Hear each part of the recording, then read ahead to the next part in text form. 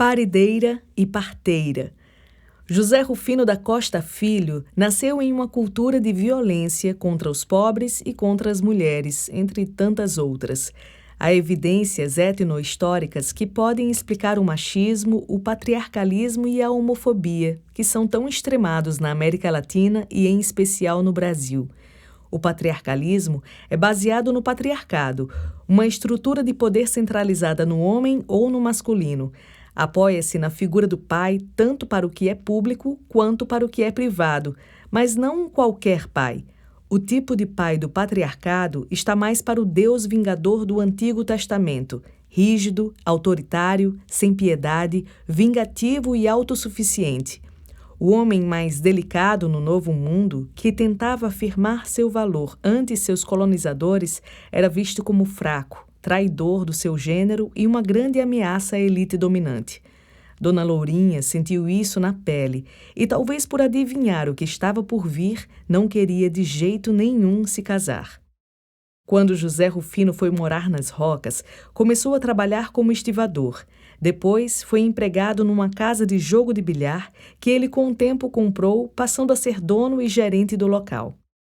Já era viúvo na época em que conheceu Dona Lourinha e tinha uma filha de um relacionamento que manteve na pipa, Raimunda, que durante 2 anos morou com um casal.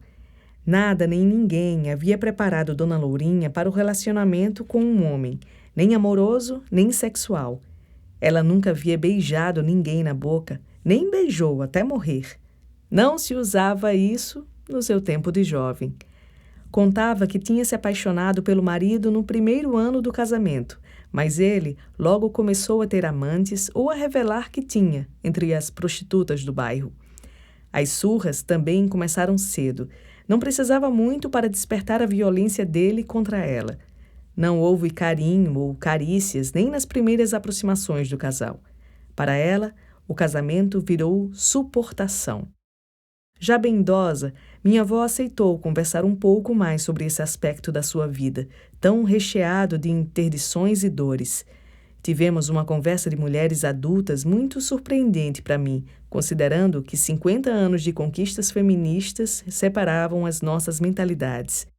Confessou-me ela que nunca tinha sido vista completamente nua por nenhum homem, nem por seu marido.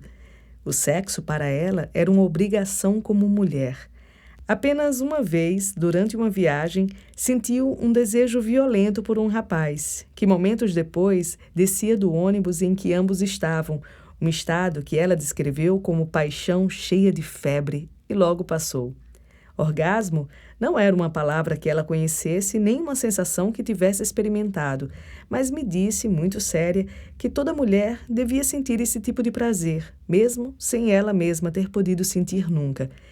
Esse tipo de abertura da mente fez com que ela ouvisse sem preconceito as muitas confidências da neta transgênero, Analice, sobre suas aventuras sexuais como travesti. Se Dona Lourinha não sabia como era uma relação sexual, também não tinha ideia de como nasciam as crianças ou se negava esse conhecimento por tabu religioso.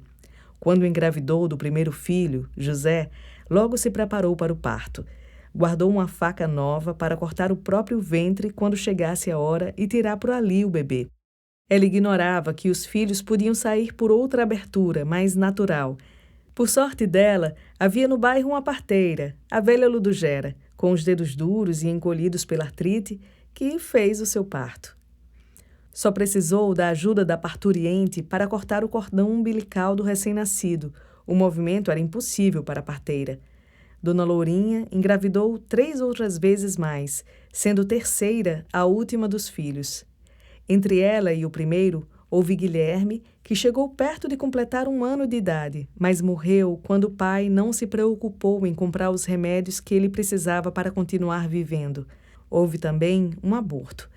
Dona Lourinha não gostava de comentar o que tinha acontecido, mas eu lembro dela mencionar um chute na barriga dado pelo próprio marido. Os filhos perdidos seriam uma lembrança para sempre torturante. Os sobreviventes José e Terceira, quando pequenos, não podiam sair de perto dela.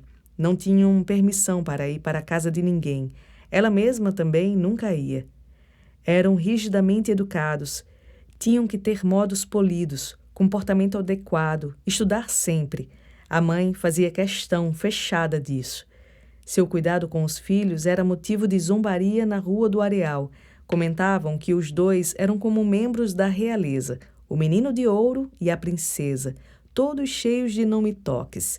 Dona Lourinha nunca se preocupou com a opinião alheia e continuou tecendo os seus tapetes para os filhos, descalços, pisarem de manhã cedo, levantando da cama sem ruído para não acordarem o pai. O pior de todos os ruídos não eram eles que produziam, era o pai. Algumas noites chegando bêbado em casa, trazendo um peixe cru e morno de tanto esperar o momento de virar comida. A fome já tinha sido enganada com um caldo da caridade. O interior do agreste morava na capital, junto com ela e os filhos. A mordida que antes brotava da fome, agora provinha da cachaça na boca do marido. Em noites assim, a carne dela era o sustento da raiva dele contra o mundo. Dona Lourinha não era uma mulher de ver filho passando fome. Descobriu com o marido como pescar polvos e ouriços nas pedras do arrecife. A filha terceira recordou como era essa pescaria. Ela ia para a praia comigo e meu irmão às 4 horas da madrugada porque não tinha sol e ela dizia que não fazia mal. Às vezes, quando ia clareando, ela ia nas locas das pedras onde os polvos gostavam de se esconder. Pescava e virava o capelo. Quer virar o animal pelo avesso para ele não se prender nos braços do pescador com as ventosas dos tentáculos. O mar não dava todo o alimento, nem podia ser o recurso para outras necessidades. Como criança de Dona Lourinha não era para ficar sem estudo, deu um jeito de ganhar o próprio dinheiro para complementar a renda familiar e comprar uniforme, livros, cadernos, dar o suficiente para eles irem de bonde para a escola, pelo menos na maior parte dos dias. Pediu e foi aceita como assistente pela velha Ludogera. Aprendeu a partejar outras mulheres. Os partos viraram atividade regular. Ela era requisitada a qualquer hora do dia ou da noite e o marido não se importava quando ela saía para isso. Partejar era uma arte de mulheres para mulheres e era ensinada no próprio fazer. Hoje, o Ministério da Saúde tem um livro-guia para as parteiras tradicionais. Desde 2021, um dossiê do Instituto do Patrimônio Histórico e Artístico Nacional, IPHAN, havia sido elaborado para embasar o processo de registro como patrimônio cultural imaterial do Brasil sobre as práticas do partejar, o que foi tema de consulta pública em 2023. No dia 15 de maio de 2024, o Conselho Consultivo do IPHAN reconheceu o ofício, saberes e práticas das parteiras tradicionais do Brasil como patrimônio cultural do país. O órgão justifica o reconhecimento por situar, nas parteiras, um papel fundamental na continuidade da ancestralidade. A arte de pegar menino, para comunidades arcaicas, é uma atividade tradicional e importante. O parto e o nascimento são acontecimentos repletos de simbolismos. Indígenas e quilombolas reconhecem as parteiras como donas do saber. Elas estão no imaginário e na realidade social em que vivem. Como não há cursos para parteiras tradicionais, o aprendizado acontece no curso da vida, transmitido entre as gerações, bem do jeito que ocorreu com Dona Lourinha. Como outras parteiras, minha avó tinha um forte compromisso com a comunidade. Era muito respeitada por seu conhecimento sobre ervas medicinais, práticas terapêuticas diversas e por sua espiritualidade religiosa. Os partos que fazia eram ritos, cercados de crenças e com repercussão social nas rocas, que era onde atendia suas parturientes. O nome da minha avó não está em nenhum logradouro, mas uma parteira de Natal nomeia o bairro Mãe Luísa, um grande agrupamento de casas de pessoas pobres num vasto campo dunar encravado no bairro chique de Petrópolis. Joana Luísa Pirangi morava ali na década de 1920. Era parteira ou lavadeira, mulher de pescador, dona de casa, costureira, rezadeira e ligada ao Xangô do Nordeste. Quem sabe por isso tenha se tornado a Mãe Luísa. Entregava seu labor como dádiva. Assim fazem todas as mulheres dessa arte ancestral. Era negra e já velha, talvez ex-escrava. Morava numa choupana de palha de coqueiros e se tornou uma lenda. Para os moradores do bairro, ela é uma construção mitológica, um símbolo integrador da comunidade, a identidade de todos desde tempos mais antigos. Partejar não é um ato pontual. É preciso acompanhar as mulheres durante a gestação, o parto e o pós-parto, os cuidados com o bebê, receitar fitoterápicos e remédios populares e até benzer para sarar as doenças que mãe e filho apresentem. Em comunidades pobres, o acesso aos serviços de saúde é sempre difícil. Era ainda mais em tempos passados. Por essa razão, as parteiras tradicionais estão presentes em muitos países do mundo, recebendo diferentes denominações. Parteiras no México, comadronas em Porto Rico, nanas na Jamaica, daias na Índia e daias no Egito. No Brasil, atendem também por vários nomes, como curiosa, comadre, leiga, domiciliar, aparadeira, capoteira, habilidosa, entendida, assistente. Muitas mães contemporâneas decidiram voltar a ter seus partos em casa, mais humanizados e íntimos, o que resgatou a figura das parteiras, agora conhecidas como doulas, nome dado às assistentes de parto na Grécia. Dona Lourinha lidava com responsabilidade e ciência da importância da prática de partejar. A mulher paria deitada ou agachada até o momento em que o bebê nascia. O cordão umbilical era cortado com uma tesoura só para isso, que ela mesma esterilizava, depois amarrado com um cordão limpo. A placenta era enterrada no quintal. Fazer partos exigia criatividade e calma para tomar decisões rápidas e uma grande empatia misturada com reza, chá, massagens e confiança para acolher a parturiente e fazer o bebê nascer em um ambiente harmonioso e saudável. Vivências negativas no parto podiam fazer a mulher entrar em depressão e trazer problemas de saúde para o bebê. Os casos mais complicados, ela enviava para a maternidade Januário Sico. Quando eu tive meus filhos, minha avó já há muito tempo não fazia partos, mas me dava conselhos para que fosse tudo bem. Não pude esquecer um deles. Fez todo sentido para mim, mesmo não tendo ouvido nada igual de nenhum obstetra. Durante o resguardo, recomendou ela, não desça nenhum degrau. No meu tempo, quando a gente fazia parto, cuidava da mulher parida com galinha gorda no pirão, da mesma graxa do cozimento, mas o principal era a massagem nas cadeiras da mulher para ir alinhando os dois lados. Descer degrau pode desalinhar, que tudo fica meio frouxo por causa do parto. Hoje em dia, ninguém liga para isso, e as mulheres depois ficam tudo com problemas nas cadeiras. Comer a comida certa e beber a bebida curativa no momento recomendado era parte do receituário da parteira Dona Lourinha. Ela indicava chás para dores da gestação e para dores no pós-parto, que tinham um efeito analgésico e anti-inflamatório. De cidreira, de capim-santo, de alfazema, de alho, de erva doce, de arruda, de gengibre, de artemísia, de alecrim, de alfavaca, de manjerona, de hortelã. Óleo durante a gestação facilitava o parto. 3 gotas de azeite de oliva toda vez que completasse um novo mês, porque o óleo amolece a carne e facilita a passagem do bebê. É um mundo de conhecimentos acumulados e simpatias, tudo transmitido oralmente. Às vezes, os bebês necessitavam de ajuda para serem concebidos, algo que a minha sogra, Amélia Fernandes de Medeiros, também sabia. Eu fui transporte da sua garrafada caseira, que fez muita mulher ficar fértil. Vários bebês encruados se desenvolveram depois que as minhas amigas tomaram essa bebida bem doce. Um dos bebês cresceu e chegou a ser meu aluno, depois virou cineasta premiado. Dona Amélia diria que foi esse santo remédio que fez o menino. Eu digo que nossa cultura é cheia de saberes ancestrais que não compreendemos nem valorizamos o suficiente.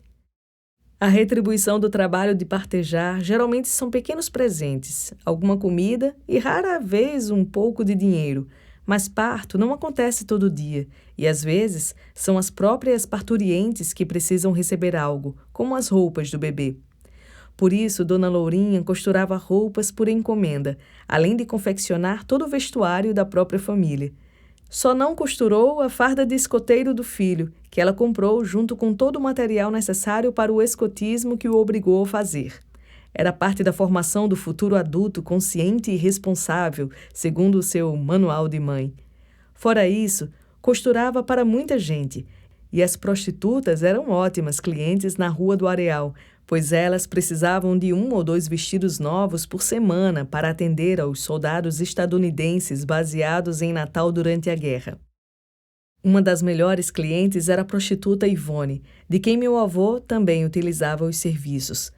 Dona Lourinha tirava as medidas e cobria aquele corpo que depois o marido despiria. A sobrevivência falava mais alto. Dona Lourinha costurava tanto que até os pintos que ela criava achavam demais. Eles sabiam tirar a linha da agulha da máquina de costura enquanto ela estava costurando, o que ela aturava achando graça. Ela criava muitos animais e cultivava muitas plantas em seu quintal. Tinha árvores frutíferas, pés de laranja, manga e cajamanga. Plantava rosas, jasmins e outras flores conhecidas como beneditas e 11 horas.